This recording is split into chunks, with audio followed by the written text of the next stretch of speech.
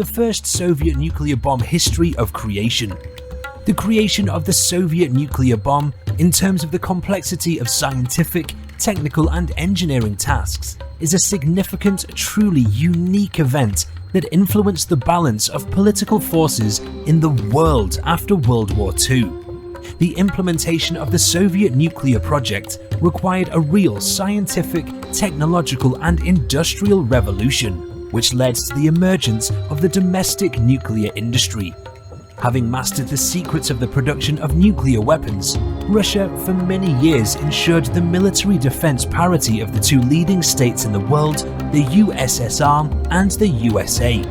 The nuclear shield, the first link of which was the legendary product RDS-1, still protects Russia today. I. Kurchatov was appointed head of the atomic project.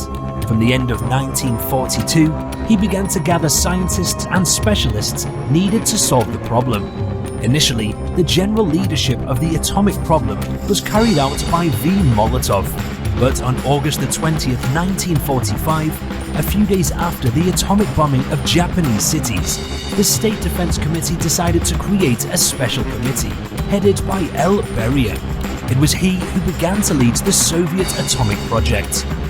The first domestic atomic bomb had the official designation RDS-1. It was deciphered in different ways.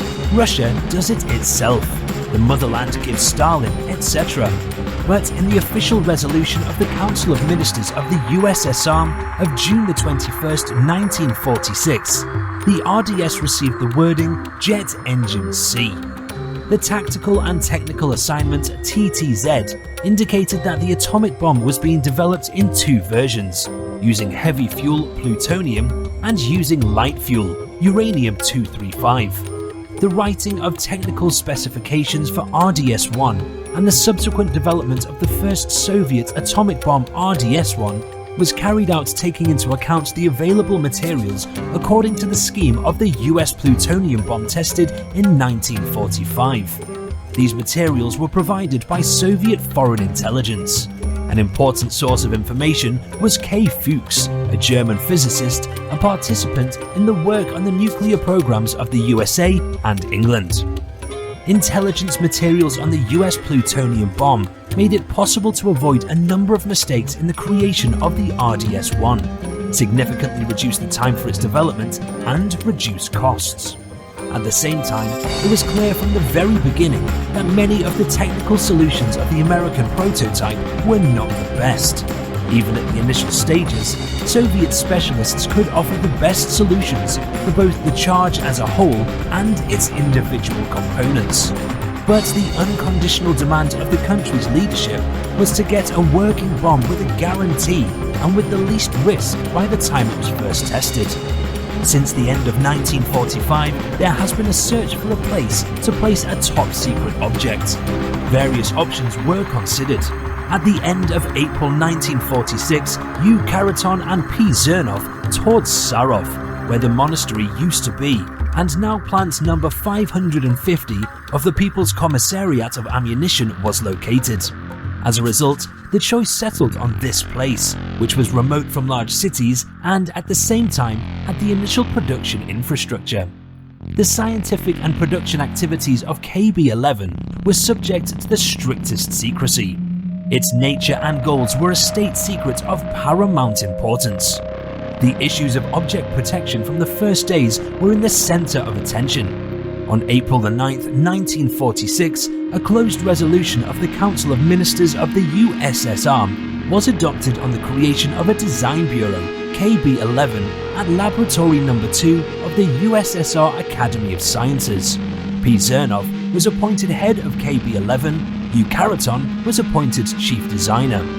The decree of the Council of Ministers of the USSR of June 21, 1946, determined the strict deadlines for the creation of the object. The first stage was to be commissioned on October 1, 1946, the second on May 1, 1947. The construction of the KB-11 facility was entrusted to the Ministry of Internal Affairs of the USSR. The object was supposed to occupy up to 100 square kilometers of forests in the zone of the Mordovian Reserve and up to 10 square kilometers in the Gorky region. Construction was carried out without projects and preliminary estimates. The cost of work was taken at actual costs. The team of builders was formed with the involvement of a special contingent.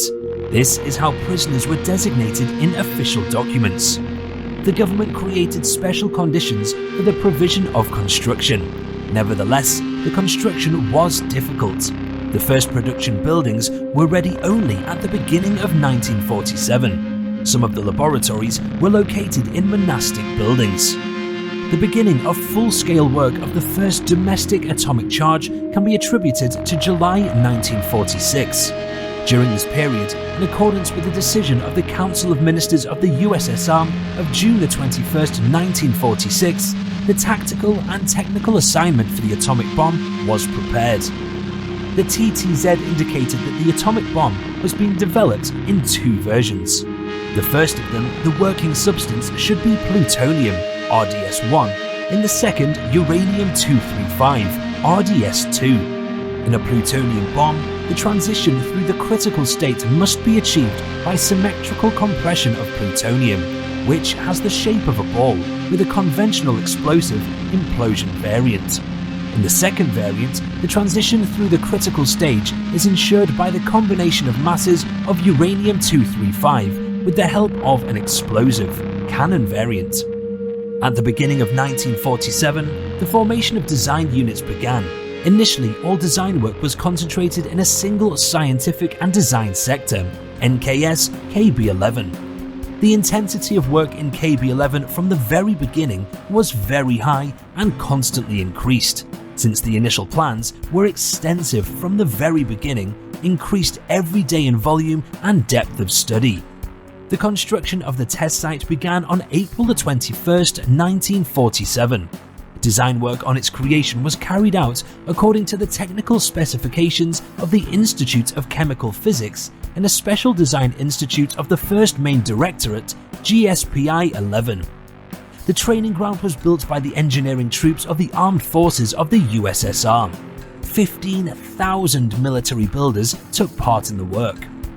The landfill was a complex branched structure with all the elements of life support, a developed research base, a large number of buildings and structures at various sites. All materials were delivered to construction sites by road on dirt roads for 100 to 200 kilometers.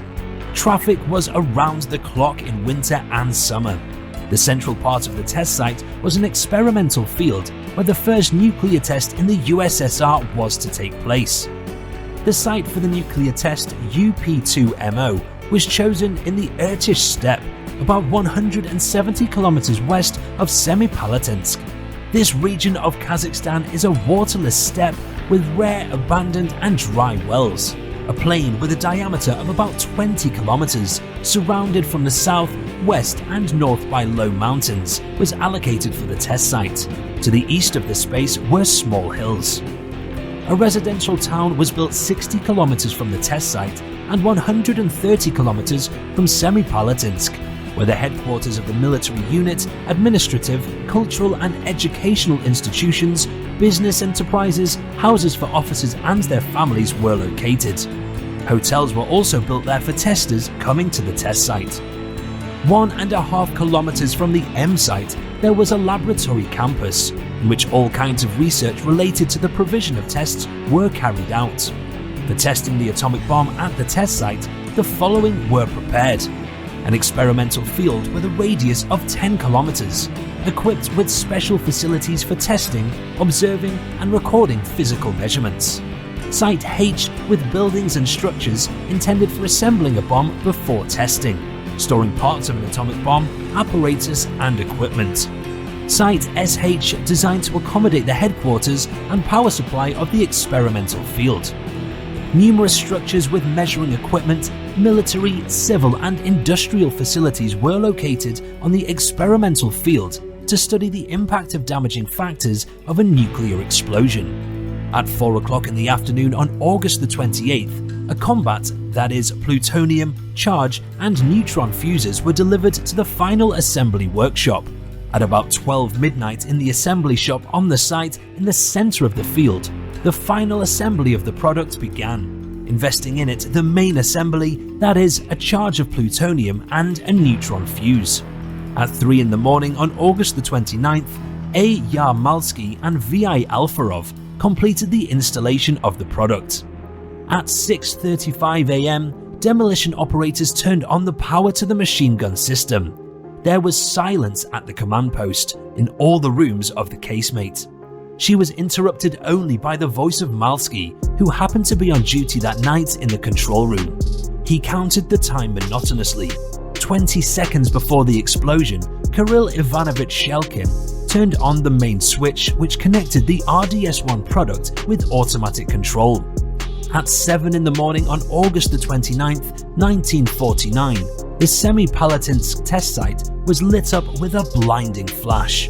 At the time of the explosion, a luminous hemisphere appeared in place of the tower, the size of which was 4 to 5 times the size of the solar disk, and the brightness was several times greater than that of the sun.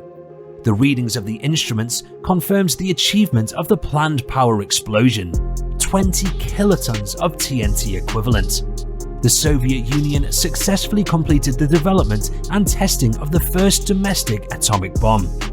Friends, let's live under a peaceful sky. Say no to war.